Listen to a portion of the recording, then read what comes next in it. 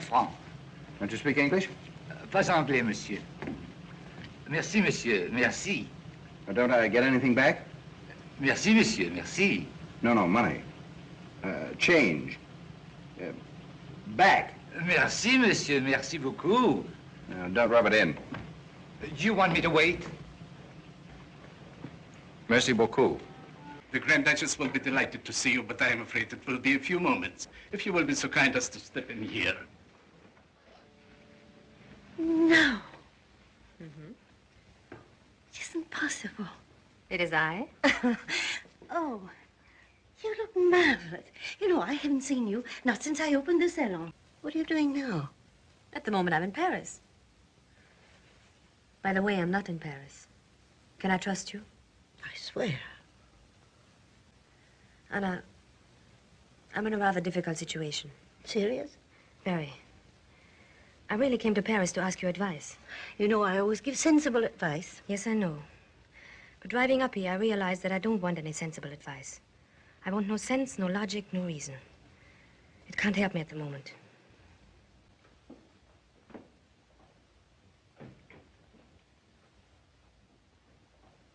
How do you do? How do you do? So kind of you to see me. I bring you best regards from Captain Buckler. Captain Buckler? You remember Willie Buckler. He always talked so much about you, and he told me if you want to have an amusing time in Paris, go straight to the Grand Duchess, and here I am. And there you are. Oh, first of all, you would like to see the Louvre Museum.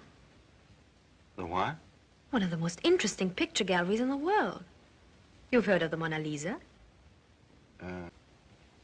It's the evenings that are so difficult. Oh, how stupid of me. You want me to arrange a party for you. A nice, large party. Not too large. 6? 4? 2? 2's the best suggestion.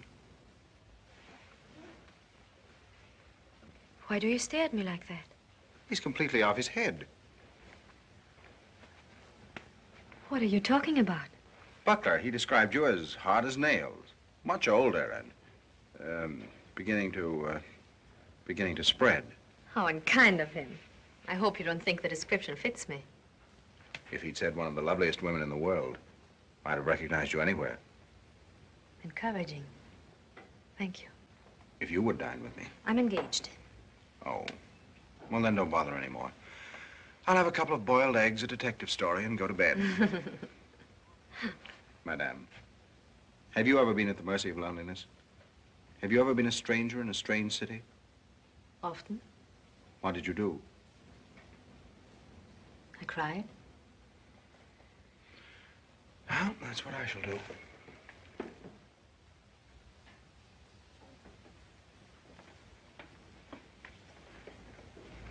Café Danube, 9 o'clock.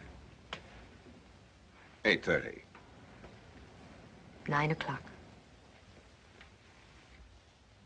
But, Your Highness. Oh, by the way, I'm not the Grand Duchess. What? 9:15.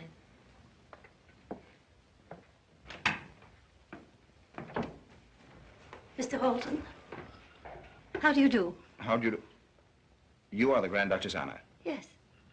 Captain Buckler described you so accurately, I would have known you anywhere. Oh, thank you so much. Tell me the name of the lady who was in the room a moment ago. Lady? I don't know. Was there a lady here? Oh, come. You know there was. Really, I don't know. I swear. All right. Goodbye, Your Highness. Mr. Holton, why do you want to know her name? Because I'm dining with her at 9:15.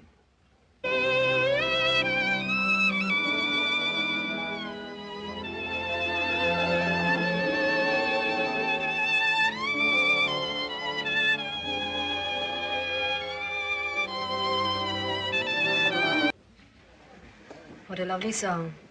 What's the name of it? It has no name. I just made it up for you, madame. And for you, monsieur. Thank you. Thank you.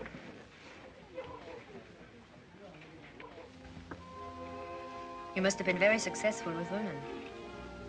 What makes you say that? Nobody could order such a delicious dinner who wasn't. Am I a success with you? Tremendous. I wonder if I am. Why do you doubt it? Because here we are at the dessert and we know nothing about each other. You won't tell me your name. You won't even let me tell you mine. Oh, dear. Didn't we settle all that at the soup and again at the salad? Why spoil such a perfect evening with names? Providence gave you gray eyes, brown hair, charming smile, great attraction. Everything else is unimportant. I'm content. You're married? Back to the soup and the salad.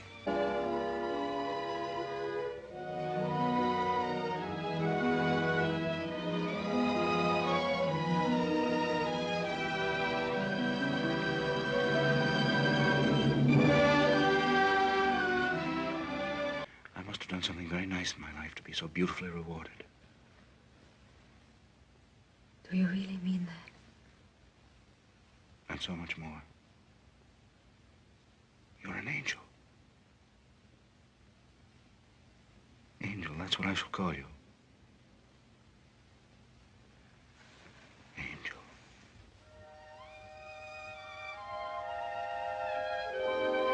Never look for me. Forget that I ever existed. Swear. Promise that you'll do that for me, please. If I did, it would be a promise I couldn't keep. I don't care who you are or what you are. All I know is... What? I love you. You'll never go out of my life. I'll never let you go.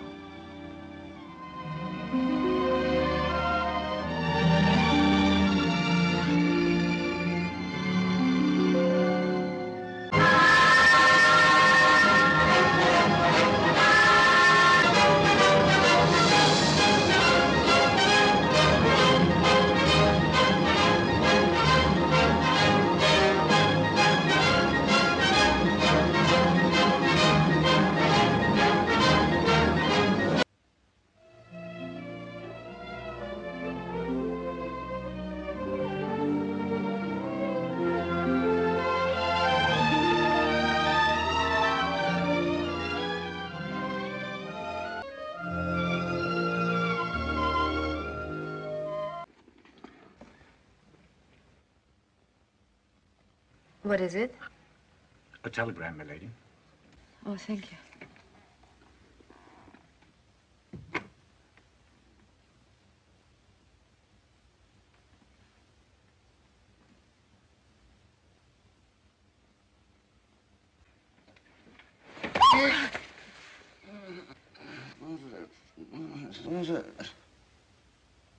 Oh. Hello, darling. I didn't want to wake you up. You were sleeping so peacefully, I hadn't the heart to disturb you. You're always so considerate. Oh, I watched you for a long time. You had the loveliest expression. I was dreaming. About me? Oh, naturally, of course. I dreamt you were a great success at the League of Nations. Well, I was. Sweetheart, your husband defeated 21 nations. Oh, you must be worn out. Not at all. I feel better than ever. Good. What else did you dream about? Now, let me see. Oh, yes. I came into the League of Nations, dressed in the most striking Paris gown. All the delegates rose to their feet, staring at me. But I walked straight to you. I wanted to kiss you. But you were talking.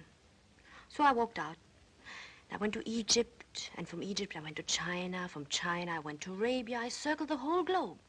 Finally, I came back to the League of Nations. You were still talking. So I took you away. I took you to Paris. We walked in the park at night. You had your arm around me. Suddenly, I sat down on a bench. I was cold and frightened. Of me? Huh? Oh, I got mixed up. I dreamt that yesterday. Let me see. Oh, I have it. I lost you in Paris. The next thing I remember, we were here at home, and you were beating me. Oh. What did you do? I'm afraid to tell you. I liked it. And then you started to kiss me. And you liked that too? Better than ever before. And you carried me upstairs. And? There was a knock at the door and I woke up. Oh, how cruel. No, how wonderful. It's true, the dream is over. But it doesn't have to be. Oh, I'm so glad you're home, my darling. Pleasant luncheon. Yes, very nice indeed. I'm very glad of this opportunity to meet you, Sir Frederick. As a matter of fact, I've been looking forward to it. Thanks. I wonder if you know who I am. We were very young. Are you Poochie? Yes, Snooky. Well, let me have a look at you. You didn't have a moustache then, did you? No. Your picture was on the small table. Right next to the little silver box. With the bird on top. And when you opened it... It played O Solo Mio. Uh-huh. Ah, she was lovely, wasn't she? Paulette Fouchard. I wonder whatever became of her. To the Princess of Naples. The princess. I met an old friend. We were in the war together. We began reminiscing. We had a couple of drinks. Good old Poochie. Good old what? Poochie did. Poochie. What a curious name. That's what we used to call him in the war. Poochie Halton. His real name is Anthony. He once practically saved my life. Great fella, great fella. Only don't you think you better get dressed? We don't want to miss the overture. Oh, no. We don't want to miss the overture. We might as well see the whole thing through from the bitter beginning. Quite a fellow, this Halton. Oh, I say, did you ever hear of a Grand Duchess, Anna Dmitrievna? Anna Dmitrievna? She's a Russian emigre. Lives in Paris. Yes, I've heard of her. Why? This fellow Halton told me the most fantastic story. He's an extraordinary fellow. Isn't this my nail file? I don't know, darling. It is, dear, it is. How do you suppose it got here? I haven't the faintest idea. Graham, will you be good enough to hand me my nail file? Hello, old boy. Hello, Barker. So glad to see you. You know, Halton, it's been a long time since I've had as many drinks as I had yesterday. As a matter of fact, I had a few too many myself. I'm awfully glad you got out of that other engagement. You know, it's funny. I've only known you since yesterday, and yet I feel the same way. It is funny, isn't it? Good heavens, Barker, haven't you ever lost your head completely over a woman? Haven't you ever felt that now at last you can stop searching? You found it, there it is. Yes, I have. And you're going to meet her.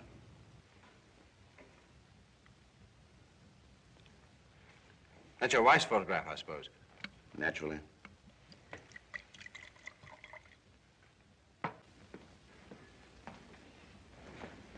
Here. How do you do, Mr. Horton? How do you do? My husband told me so much about you. Won't you sit down? No, we just finished a most interesting discussion. The newest subject in the world. Love. Oh, love. But we disagreed completely. Really? Yes, we see the same thing, but with entirely different eyes. It's amazing. It's like two men looking at the same lamp.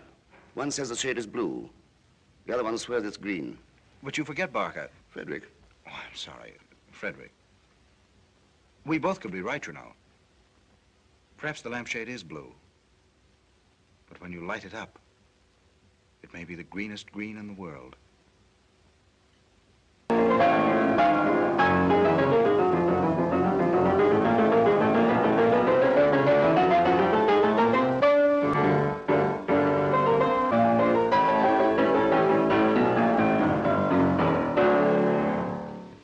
splendid. Don't you think so, darling? Yes, very.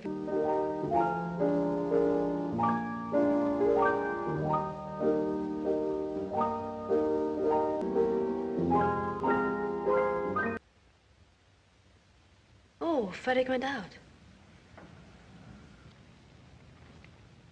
Hello, Angel. I beg your pardon? Angel. What do you mean, Mr. Horton? It seems incredible What seems incredible? that I should find you here in this house. His wife. It's like a dream. I still don't understand you, Mr. Horton. I don't understand you. We're alone, Angel. Darling, how long are you going to keep this up? Mr. Horton, you're obviously confusing me with another woman. Oh, no, I'm not. There can't possibly be two of you. I'm afraid there must be. I haven't been in Paris for the last 6 months. But I'm Lady Barker. And nobody else.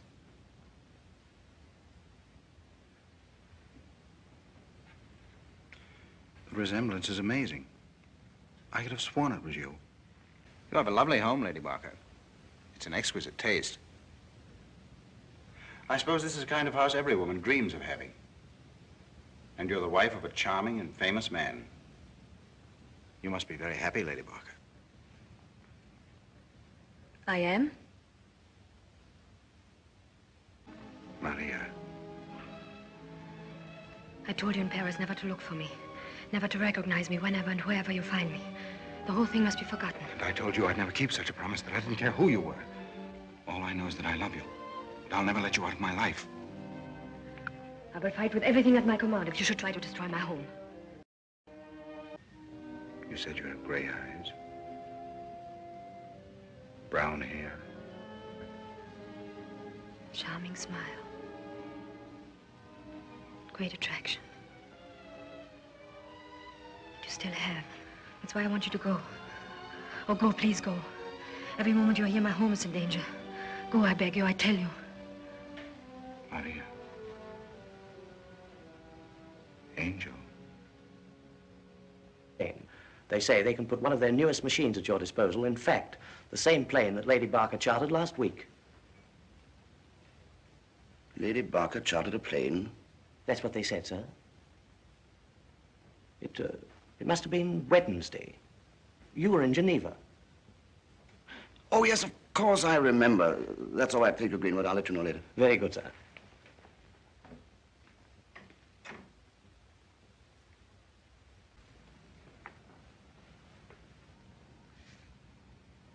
Frederick, Yes? when are you leaving for Geneva? On Wednesday morning, by plane. Doesn't the plane stop in Paris? Yes, I believe it does. I've been thinking, why couldn't you take me along as far as Paris and then pick me up on your way back? That's an excellent idea. I really need some new clothes. I haven't done any shopping for quite a while. Besides, it'll do you good to get away from London. Be a change for you.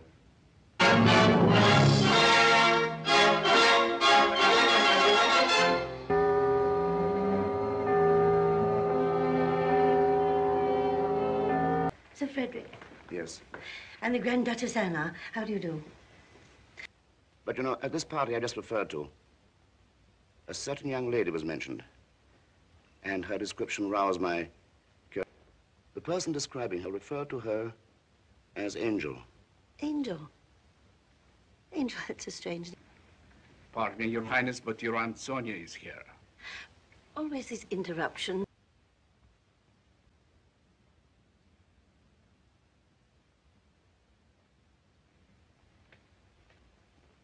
Hello, Frederick. Hello, Maria. Strange place to meet you, isn't it? Rather strange. May I ask what you're doing here? Curiosity. You see, the lady known as Angel caught my imagination. You mean you stayed in Paris? You actually missed the conference in Geneva? Merely to find out if Angel is a brunette. Why, Frederick, that's marvelous. I can hardly believe it. You really let all Europe wait just to find out if a woman is a brunette. Or a blonde. As a matter of fact, Frederick, she is a blonde. You remember when Mr. Horton described the lady? Yes, he seemed rather uncomfortable. Shall I tell you why? Before you came in, he described her differently. Would you like to know what he said? Very much. He said she had blonde hair, blue eyes, my figure, and a slight foreign accent. Sounds like a description of you. It does, doesn't it? Who told you I came? I understand Frederick's here. He's in the other room. Or maybe he's gone. I don't know. Anyway, it's all over.